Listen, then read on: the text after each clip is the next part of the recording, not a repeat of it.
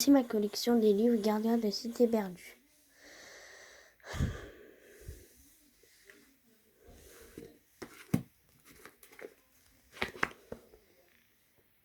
Sophie sait qu'elle n'est pas comme tout le monde.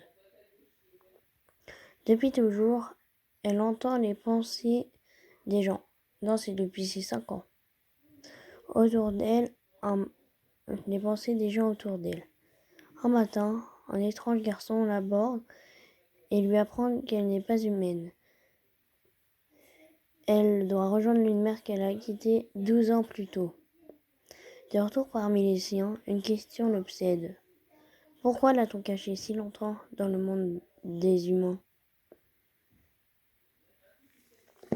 Et regardez la première de couverture, elle est magnifique.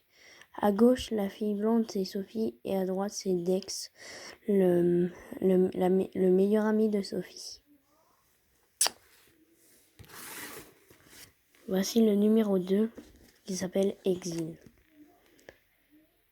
Depuis qu'elle a quitté sa famille pour vivre parmi les elfes, Sophie attire tous les regards sur elle. Et l'agitation soulevée par son enlèvement n'a rien à ranger. La jeune télépathe fait alors une découverte extraordinaire. Elle tombe nez à nez avec une alicorne, la créature fabuleuse, symbole d'espoir pour tous les elfes. Pourra-t-elle apaiser les esprits? Rien n'est moins sûr, car bientôt, Sophie va devoir prendre un risque immense pour protéger l'un de ses proches d'une mort certaine. Et regardez, la licorne, c'est la licorne avec des ailes derrière. À droite, c'est Sophie et à gauche, c'est Kef.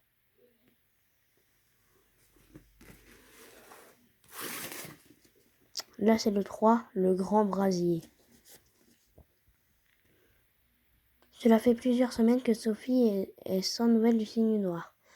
La jeune télépathe retourne le pire. La présente entraide dans les rangs de l'organisation. Accompagnée de Kef, Dex, Fitz et Biana, Sophie est entraînée dans un tourbillon de révélations et de rebondissements menaçant la paix du monde des elfes. Donc ici, je crois que c'est Fitz là, et là c'est Sophie. Et si vous dites qu'elle est à l'envers, non, c'est fait normalement. En fait, il tombe et Sophie, elle ouvre un portail dans le vide pour se téléporter.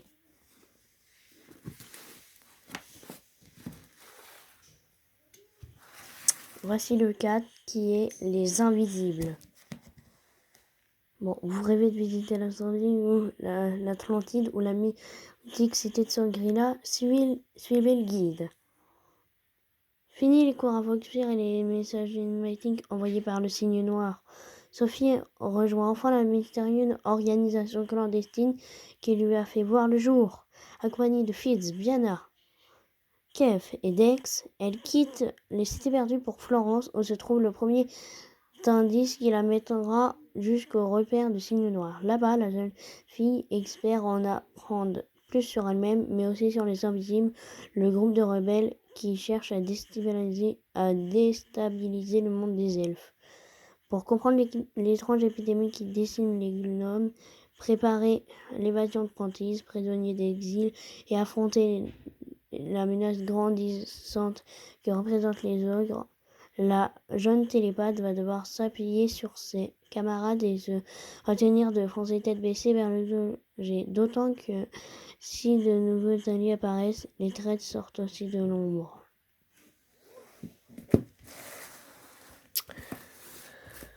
Voici le 5, Projet Polaris. Ah oui, et l'auteur c'est Canon Messengers. Je sais pas si on dit Shannon ou Canon. Après un passage par Exilium, l'école réservée aux bannis, Sophie et ses amis sont de retour à l'Académie Foxfire. Les nouveaux membres du Signe Noir sont cependant en danger et les Invisibles multiplient les attaques contre les cités perdues. Tandis que la tension monte avec les ogres, Sophie et sa troupe tentent d'en savoir davantage sur le plan de l'ennemi, le projet Polaris. Un étrange symbole semble en être la clé et serait lié à Kef.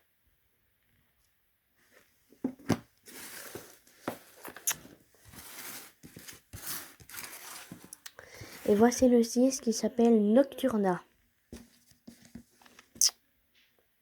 Nocturna. Dans l'esprit de Sophie, ce mot brille comme un astre, car c'est sans doute là que se trouve sa famille humaine enlevée par les invisibles.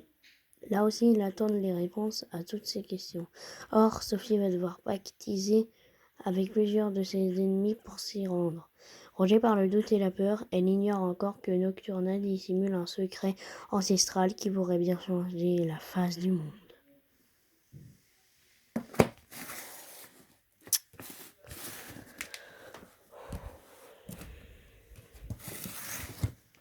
Et voici le numéro 7, Réminiscence. Réminiscence, voilà. Bon, ça, on l'a déjà lu pour le 4. Sophie ne sait plus quelle stratégie adopter.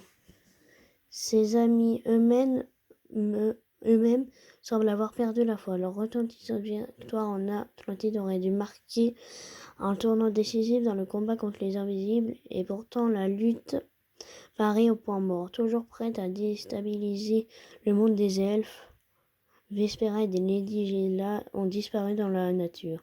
Quant à Fintan, prisonnier du conseil, il refuse obstinément de révéler quoi que ce soit de leur sombre plan. Pour couronner le tout, les jeunes recrues du Signe Noir reçoivent un véritable coup de massue à l'énoncé verdict d'Alvar, toujours amnésique.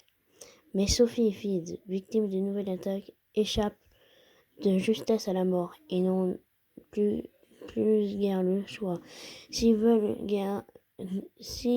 garder une chance de l'emporter face à ses ennemis sans pitié, il leur faudra dès à présent changer radicalement de tactique pour adopter celle de leurs adversaires, quitte à trahir leur nature et leurs plus intimes convictions.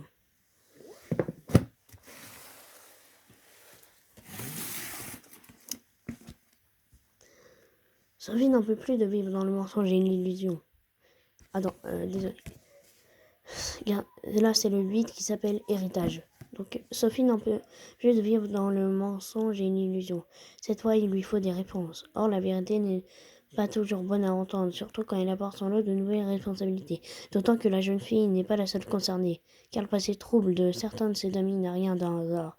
Beaucoup sont soumis à un dessin qui les dépasse, qui se joue d'eux et de leurs principes. Commence alors un jeu de pistes dangereux où la fidélité de chacun se voit remise en cause. Et voici le 9 qui s'appelle Lune stellaire. Regardez-moi juste la première de couverture, elle est magnifique.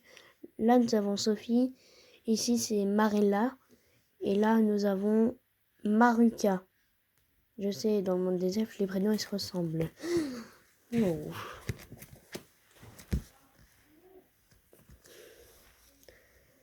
Sophie a frappé un grand coup, lassée de voir ses ennemis prendre sans cesse plusieurs longueurs d'avance sur elle. La jeune fille a même carrément mis le feu aux poudres en provoquant les invisibles sur leur propre terre. Hélas, à l'heure où ses amis sont divisés et dispersés, alors qu'une crise interespèce menace, son audace risque bien de se retourner contre elle. Malgré le danger, ses instincts la poussent à enquêter sur le projet Lune stellaire et sur Élyséus, qui pourrait bien être la clé de tout. Mais sans décider perdu, dévoiler la vérité exige toujours des sacrifices.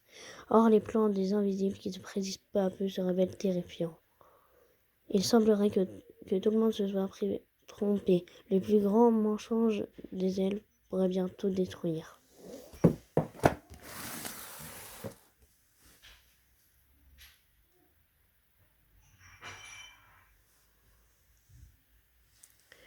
Donc j'espère que la vidéo vous aura plu. Au revoir, c'était la licorne enchantée.